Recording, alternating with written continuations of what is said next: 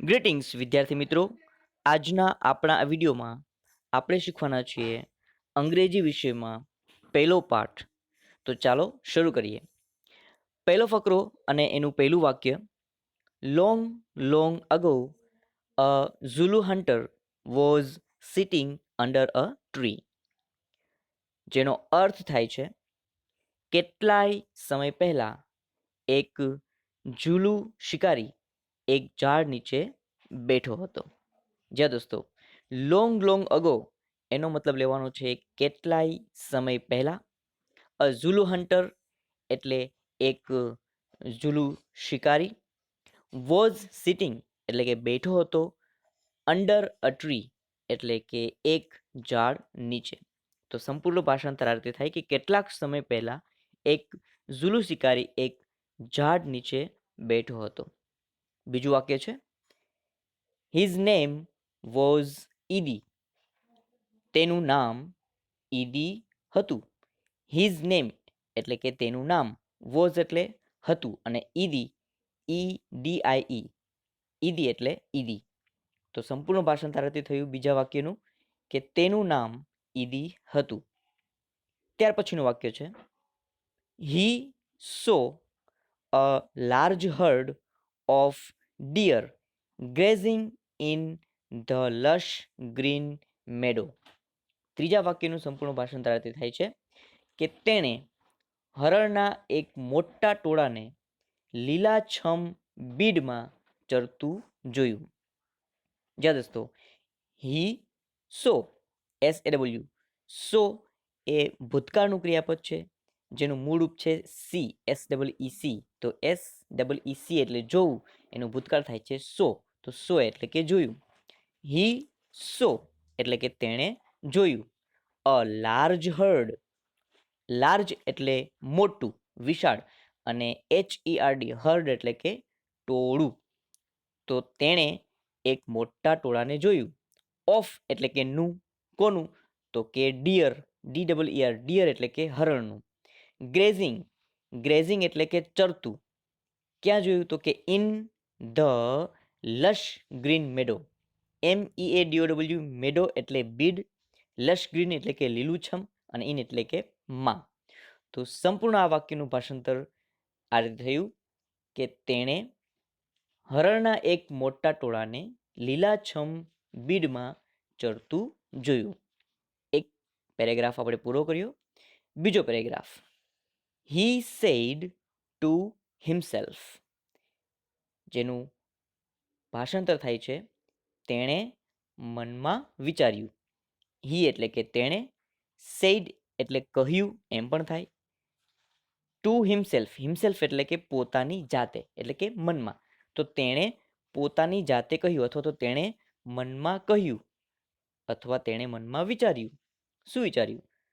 તો આગળનું સેન્ટેન્સ છે these deer are really wonderful but I have to run a lot to catch one of them. These જે બહુવચન બતાવે છે કે these deer are really wonderful, જેમાં તમે જોઈ શકો કે THESE ધીઝ એ ધીસનું બહુવચન છે. પરંતુ તમે જુઓ DEER ડિયર એને બહુવચનમાં લખ્યું નથી, મતલબ કે એમાં એસ અથવા ES લગાડેલો નથી. શું કામ? કારણ કે ડિયર એ નામ એવું છે કે જે એક વચન અને બહુવચન બંનેમાં સેમ જ રહે છે, એટલે કે ડિયર જ રહે છે. તો કહે છે these deer are really wonderful. આ આટલા અંગ્રેજીનો અર્થ થાય છે કે આ હરણ ખરેખર અદ્ભુત હોય છે. બટ BUT પરંતુ I have to run a lot એટલે કે મારે ઘણું બધું દોડવું પડશે. I have to run a lot, મારે ઘણું બધું દોડવું પડશે. ટુ કેચ પકડવા માટે, વન ઓફ ધેમ તેમાંના કોઈ એકને. હવે સંપૂર્ણ ભાષાંતર અર્થ થાય છે કે આ હરણ ખરેખર અદ્ભુત હોય છે, પણ તેમાંના એકને પકડવા માટે મારે ખૂબ દોડવું પડે. ત્યાર પછીનું વાક્ય છે બીજા ફકરામાં છેલ્લું વાક્ય. Can't there be an easy way to get one? જેનું ભાષાંતર થાય છે કે તેને પકડવા માટે કોઈ સહેલો રસ્તો ન હોઈ શકે. Can't there be an easy way એટલે કે સહેલો રસ્તો ન હોઈ શકે. ટુ ગેટ વન એટલે કે તેને પકડવા માટે અથવા તેમાંના કોઈ એકને પકડવા માટે શું કોઈ સહેલો રસ્તો ન હોઈ શકે. આ આપણો બીજો પેરેગ્રાફ પૂરો થયો. ત્યાર પછીનું ત્રીજો પેરેગ્રાફ જોઈએ. સડનલી SUDDENLY સડનલી એટલે કે અચાનક અથવા તો એકાએક. તો suddenly he saw a female cheetah. Female ચિતા એટલે કે ચિતા પરંતુ માતા ચિતા અથવા તો માદા ચિતા પણ કહી શકીએ. હી saw a female cheetah crawling silently. Crawling એટલે કે પોતાની છાતી જમીન સરખી રાખી અને ધીમે ધીમે આગળ વધવું તેને કહેવાય ક્રોલિંગ. તો ક્રોલિંગ સાયલેન્ટલી એટલે કે ચૂપચાપ. ક્લોઝર એટલે કે નજીક. ટુ ધ ગ્રેઝિંગ એનિમલ્સ ચરતા પ્રાણીઓની નજીક. તો વાક્ય છે suddenly he saw a female cheetah crawling silently closer to the grazing animals. જેનું સંપૂર્ણ ભાષાંતર થાય છે એકાએક તેણે એક માદા ચિત્તાને ચરતા પ્રાણીઓ તરફ ચૂપચાપ સરકતી જોઈ. બીજું વાક્ય જોઈએ. Then she leapt under then she leaped and caught a deer. શું કહે છે કે પછી તે કૂદી અને હરણને પકડી પાડ્યું. THEN then એટલે કે પછી. she leaped એટલે કે તેણી કૂદી. and caught અને પકડી પાડ્યું. a deer એટલે એક હરણને. એટલે પેલી માતા ચિતાની વાત કરે છે જેને આપણે માદા ચિતા પણ કહીએ કે તેણી કૂદી અને તેણે એક હરણને પકડી પાડ્યું. ત્યારબાદનું વાક્ય છે after some time her two young cubs came out of the bush. શું કહે છે કે after some time her two young cubs came out of the bush. જેનું સંપૂર્ણ ભાષાંતર થાય છે કે થોડી વાર પછી તેના બે બચ્ચા ઝાડીમાંથી બહાર આવ્યા. જ્યાં દોસ્તો આફ્ટર સમ ટાઈમ જેનો અર્થ થાય છે થોડી વાર પછી. હર એટલે કે તેણીના. ટુ એટલે કે બે. યંગ કબ્સ એટલે કે નાના બચ્ચા. કેમ આઉટ એટલે કે બહાર આવ્યા. ઓફ ધ બશ એટલે કે ઝાડીમાંથી. તો સંપૂર્ણ ભાષાંતર આપણે જોયું કે પછી થોડી વાર પછી તેણીના બે નાના બચ્ચા ઝાડીમાંથી બહાર આવ્યા. એના પછીનું વાક્ય છે they all enjoyed their meal. જેનું સંપૂર્ણ ભાષાંતર થાય છે કે તેઓ સૌએ તેમનું ભોજન માણ્યું. ધે ઓલ એટલે કે તેઓ સૌ તેઓ બધા. એન્જોયડ એટલે કે માણ્યું. ધેર એટલે તેઓનું અને મીલ એટલે કે ભોજન. MEAL મીલ એટલે કે ભોજન. તો they all enjoyed their meal એટલે કે તેઓ સૌએ તેમનું ભોજન માણ્યું. આ આપણો ત્રીજો પેરેગ્રાફ પૂરો થયો. હવે જોઈએ આપણે ચોથો પેરેગ્રાફ. ઈડીઝ આઈઝ બ્રાઇટેન્ડ. જેનો અર્થ થાય છે ઈડીની આંખમાં ચમક આવી. જ્યાં દોસ્તો ઈડીઝ આઈઝ એટલે કે ઈડીની આંખમાં બ્રાઇટેન્ડ એટલે કે ચમક આવી મતલબ કે આમ કોઈ આઈડિયા આવેલો હોય કોઈ વિચાર આવ્યો હોય એ રીતે આંખો પોળી કરી. બીજું સેન્ટેન્સ છે એના પછી they સ્પાર્કલ્ડ with an idea.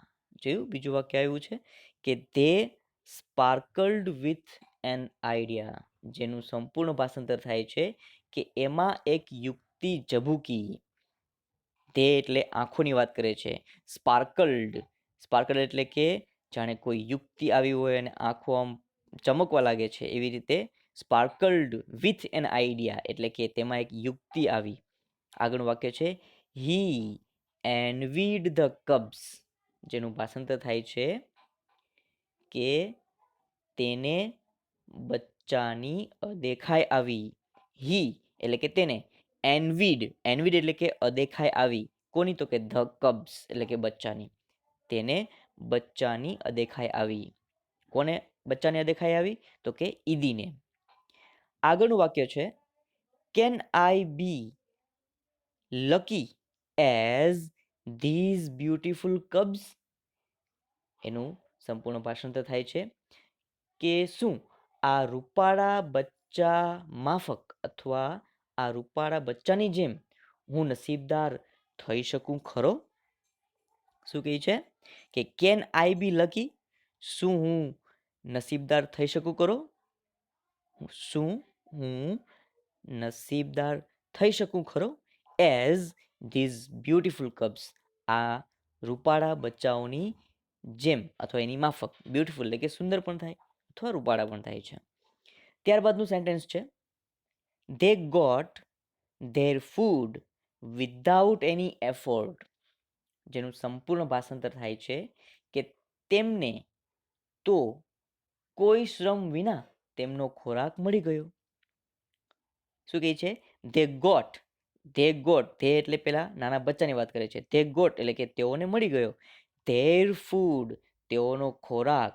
Without એટલે ના વગર. શેના વગર? તો કે એની એફર્ટ. એની એટલે કોઈ પણ અને એફર્ટ એટલે કે પ્રયત્ન અથવા તો કોશિશ. એટલે કે તેમને તો કોઈ પણ પ્રયત્ન અથવા શ્રમ વિના તેઓનો ખોરાક મળી ગયો. ત્યારબાદનું વાક્ય છે can I have a hunter like their mother. શું કહે છે?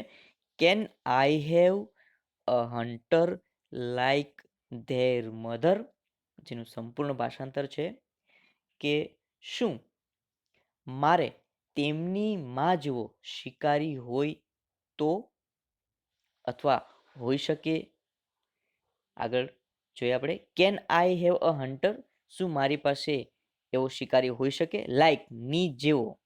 કોના જેવો? તો કે ધેર મધર એટલે કે શું તેની માતા જેવો મારે કોઈ શિકારી હોઈ શકે ખરો અથવા હોય તો? આગળ કઈ છે હી થોટ. હી એટલે કે ઈદી અને થોટ થિંક એટલે વિચારવું, એનું ભૂતકાળ થાય છે થોટ એટલે વિચાર્યું. તો હી થોટ તેણે વિચાર્યું. આગળનો પેરેગ્રાફ જોઈએ. He decided to catch a young cub and train it to hunt for him. સંપૂર્ણ ભાષાંતર થાય છે આ રીતે. તેણે એક નાના બચ્ચાને પકડી તેને પોતાના માટે શિકાર કરવાની તાલીમ આપવાનું નક્કી કર્યું. ફરીથી જોઈએ એ વાક્ય. હી ડિસાઇડેડ એટલે કે તેણે નક્કી કર્યું. ટુ કેચ પકડવાનું. અ યંગ કબ એક નાના બચ્ચાને. એન્ડ અને ટ્રેન ઇટ અને તેને તાલીમ આપવાનું નક્કી કર્યું. ટુ હન્ટ શિકાર કરવા માટે. ફોર હિમ તેના માટે. સંપૂર્ણ ભાષાંતર જોઈએ આપણે આ વાક્યનું કે તેણે એક નાના બચ્ચાને પકડી તેને પોતાના માટે શિકાર કરવાની તાલીમ આપવાનું નક્કી કર્યું. આગળનું વાક્ય જોઈએ. ધેન આઈ શેલ ઓનલી સે. શું કહે છે ભાષાંતરમાં કે પછી માત્ર આટલું જ કહીશ અથવા તો પછી મારે ફક્ત આટલું જ કહેવું પડશે. ઓ માય ડિયર એટલે કે હે વહાલા અથવા તો ચાલ વહાલા. Oh my dear go and kill a deer for me એટલે કે ચાલ વહાલા જા અને મારે માટે એક હરણ મારી લાવ. આગળ કહે છે આહ અરે my life will be very comfortable then. શું કહે છે? પછીથી મારું જીવન ખૂબ આરામદાયક બની જશે. માય લાઈફ એટલે કે મારું જીવન. વિલ બી એટલે કે બની જશે. Very comfortable. કમ્ફર્ટેબલ એટલે કે આરામદાયક, સુખ સગવડતા ભર્યું. તો વેરી કમ્ફર્ટેબલ ધેન એટલે કે પછી. તો કહે છે પછીથી મારું જીવન ખૂબ આરામદાયક બની જશે. આગળ કહે છે હી was quite pleased with his own idea. ભાષાંતર શું થાય છે તો કે પોતાના આ વિચારથી એ ખૂબ ખુશ થયો. He was quite pleased. Quite પ્લીઝડનો અર્થ થાય છે કે ખૂબ જ ખુશ થયો. પ્લીઝડ એટલે કે ખુશ થયો. તો હી વોઝ ક્વાઇટ પ્લીઝડ, તે ખૂબ જ ખુશ થયો વિથ હિઝ ઓન આઈડિયા, તેના પોતાના આ વિચારથી. હવે આના પછીનો આગળનો પેરેગ્રાફ જોઈએ. આગળનો પેરેગ્રાફ છે હી decided to follow cubs and steel one.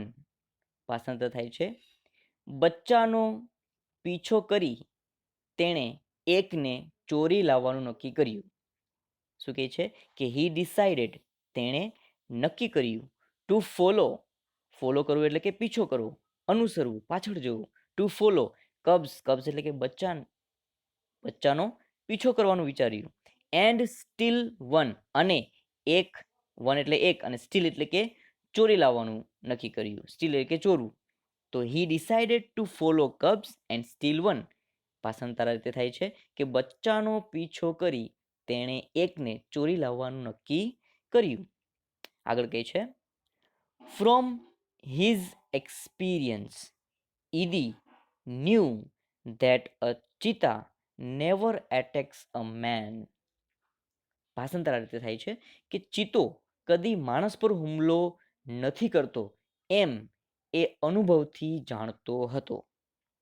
શું કહે છે કે ફ્રોમ હિઝ એક્સપિરિયન્સ, ફ્રોમ એટલે થી, હિઝ એટલે કે તેના, અને એક્સપિરિયન્સ એટલે કે અનુભવ. તો તેના અનુભવથી ઈદી ન્યૂ, ઈદી જાણતો હતો. નો એટલે જાણવું, અને ન્યૂ એટલે કે ભૂતકાળ થઈ ગયું, જાણ્યું એટલે કે જાણતો હતો. ઈદી ન્યૂ, ઈદી જાણતો હતો ધેટનો અર્થ થાય છે કે ચિતા એટલે કોઈ પણ ચિતા નેવર એટેક્સ, નેવર એટલે કે ક્યારેય નહીં, અને એટેક્સ એટલે હુમલો કરો. તો એ ક્યારેય હુમલો કરતો નથી અ મેન, કોઈ પણ માણસ ઉપર એટલે કે વ્યક્તિ ઉપર, પુરુષ ઉપર. તો from his experience Idi knew that a cheetah never attacks a main.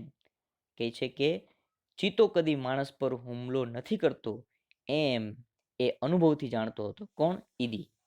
આગળનું વાક્ય છે therefore it was safe to steal a cub. શું કહે છે તેથી બચ્ચું ચોરી લાવવાનું સલામત હતું. ધેરફોર, ધેરફોર એટલે કે માટે અથવા તેથી. It was safe, it was safe એટલે કે સલામત હતું. ટુ સ્ટીલ ચોરી લાવવું, અ કબ એટલે એક બચ્ચું. કહે છે કે તેથી બચ્ચું ચોરી લાવવું સલામત હતું. આગળનું વાક્ય છે હી ફોલોવડ ધ ચિત્તા ફેમિલી ટીલ ઇવનિંગ. એટલે કે સાંજ સુધી ચિત્તાના કુટુંબનો પીછો કરતો રહ્યો. કોણ? ઈદી. હી એટલે કે તે. તો તે સાંજ સુધી ચિત્તાના કુટુંબનો પીછો કરતો રહ્યો. હી ફોલોવડ, ફોલોવડ એટલે પીછો કરતો રહ્યો. ધ ચિત્તા ફેમિલી એટલે કે ચિત્તાના કુટુંબનો. ટીલ એટલે કે સુધી. ટીલનો અર્થ થાય છે કે સુધી. તો ક્યાં સુધી? તો કે ઇવનિંગ, ઇવનિંગ એટલે કે સાંજ. તો કે સાંજ સુધી. એટલે કહે છે હી ફોલોવડ ધ ચિત્તા ફેમિલી ટીલ ઇવનિંગ. તે સાંજ સુધી ચિત્તાના કુટુંબનો પીછો કરતો રહ્યો. આગળનું વાક્ય કહે છે એટ ધ સનસેટ એટલે કે સૂર્યાસ્ત થયા પછી. એટ ધ સનસેટ, સનસેટ એટલે કે સૂર્ય આથમી જવો. તો એટ ધ સનસેટ સૂર્યાસ્ત થયા પછી the mother cheetah hide her cubs in a thick bush and left for a stream. શું કહે છે કે માએ પોતાના બચ્ચાને ગાઢ જાડીમાં છુપાવ્યા અને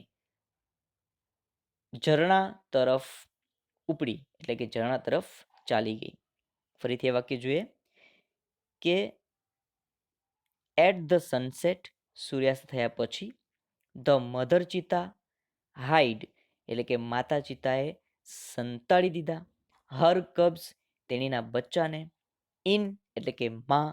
કેમાં? તો કે અ થિક બશ, THICK, થિક એટલે કે ગાઢ એટલે કે ખૂબ જ ગાઢ હોય એવું. બશ એટલે કે જાડી. એન્ડ લેફ્ટ અને ચાલી ગઈ ત્યાંથી. Four a stream. ક્યાં ચાલી ગઈ? તો કે એક ઝરણા તરફ.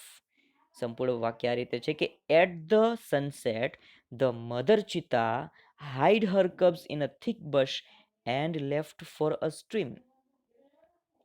સંપૂર્ણ ભાષાંતર થઈ છે કે સૂર્યાસ્ત થયા પછી માએ પોતાના બચ્ચાને ગાઢ ઝાડીમાં છુપાવ્યા અને ઝરણા તરફ ચાલી ગઈ. આગળનું વાક્ય છે ક્વિકલી એટલે કે તરત જ. Quickly the hunter picked up his net and spear and ran into the bush. આગળ કહે છે શિકારીએ પોતાની ઝાડ અને ભાલો ઉઠાવ્યા અને ઝડપથી ઝાડીમાં દોડી ગયો. શું કહે છે? ક્વિકલી એટલે કે ઝડપથી. ધ હન્ટર picked up એટલે કે ઉપાડ્યા, શિકારીએ ઉપાડ્યા. હિઝ એટલે તેના, નેટ એન્ડ સ્પિયર એટલે કે ઝાડી અને ભાલું, સ્પિયર એટલે ભાલું, એન્ડ રેન અને દોડી ગયો, ઇન ટુ ધ બશ એટલે કે ઝાડીમાં. તો વાક્ય છે કે quickly the hunter picked up his net and spear and ran into the bush. સંપૂર્ણ ભાષાંતર છે કે તેણે એટલે કે શિકારીએ પોતાની ઝાડ અને ભાલો ઉઠાવ્યા અને ઝડપથી ઝાડીમાં દોડી ગયો. આગળનું વાક્ય છે he so two tiny cubs એટલે કે તેણે નાનકડા બે બચ્ચા જોયા. હી સો એટલે કે તેણે જોયા, ટુ એટલે બે, ટાઇની એટલે કે નાનકડા અને કબ્સ એટલે કે બચ્ચા. તો તેણે બે નાનકડા બચ્ચા જોયા. આગળનું વાક્ય છે they looked at him with their bright eyes. બચ્ચાની વાત કરે છે કે તેઓ તેની સામે એટલે કે પેલા શિકારી સામે, ઈદી સામે ચમકતી આંખે જોઈ રહ્યા હતા. શું કહે છે? દે લુકડ એટલે કે તેઓ જોઈ રહ્યા હતા, તેઓએ જોયું, બચ્ચાઓએ જોયું, એટ હિમ તેના તરફ એટલે કે પેલા શિકારી તરફ, with their bright eyes, with their bright eyes એટલે કે તેઓની ચમકતી આંખોથી તેઓએ પેલા શિકારીને જોયો. આગળનું વાક્ય છે they were too young to run away. જેનો અર્થ થાય છે કે તેઓ એટલા નાના હતા કે તેઓ દોડી શકે નહીં. શું કહે છે? ધે વેર ટુ યંગ એટલે કે તેઓ ખૂબ જ નાના હતા, ટુ રન અવે દોડવા માટે. મતલબ કે તેઓ એટલા નાના હતા કે દોડી શકે નહીં. વાક્ય હકારનું લાગે છે, પરંતુ તેની અંદર નકારનો ભાવાર્થ સમાયેલો છે. આગળનું વાક્ય છે Idi threw the net over them and the cubs were caught. આગળનું વાક્ય કહે છે કે ઈદીએ તેમના પર ઝાડ પાથરી અને બચ્ચા પકડાઈ ગયા. શું કહે છે? Idi threw the net, through એટલે ફેંક્યું, થ્રો એટલે ફેંકવું, જેનું ભૂતકાળ થાય છે થ્રુ. તો ઈદી થ્રુ ધ નેટ, ઈદીએ ઝાડ ફેંકી એટલે કે ઝાડ પાથરી, ઓવર ધેમ તેઓની માથે, તેઓ ઉપર, and the cubs were caught અને બચ્ચાઓ પકડાઈ ગયા. આગળનું વાક્ય છે he needed only one cub but he thought. શું કહે છે? તેને તો એક જ બચ્ચાની જરૂર હતી. જો કહે છે હી નીડેડ, નીડ એટલે જરૂર હોવી અને નીડેડ એટલે જરૂર હતી. તો હી નીડેડ ઓનલી વન કપ, તેને તો એક જ બચ્ચાની જરૂર હતી. બટ પરંતુ હી થોટ તેણે વિચાર્યું. શું વિચાર્યું? એટલે કે અરે it is always better to have two slaves instead of one. શું કહે છે? એકને બદલે બે ગુલામો હોય તે સારું. It is always better, it is always better એટલે કે એ હંમેશા વધારે સારું. ટુ હેવ ટુ સ્લેવ્સ એટલે કે બે ગુલામ હોવા, ટુ સ્લેવ્સ, SLAVES સ્લેવ્સ એટલે ગુલામ, ઇન્સ્ટીડ ઓફ વન એટલે કે એકની જગ્યાએ. તો તેણે એમ વિચાર્યું કે એકને બદલે બે ગુલામો હોય તે વધારે સારું. પછી આગળ કહે છે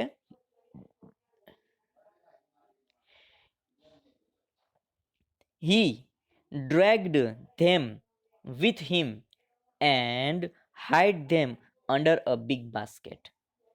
ભાષાંતર થાય છે કે તેણે તે બંનેને પોતાની સાથે ઘસડ્યા અને એક મોટા ટોપલા નીચે છુપાવ્યા.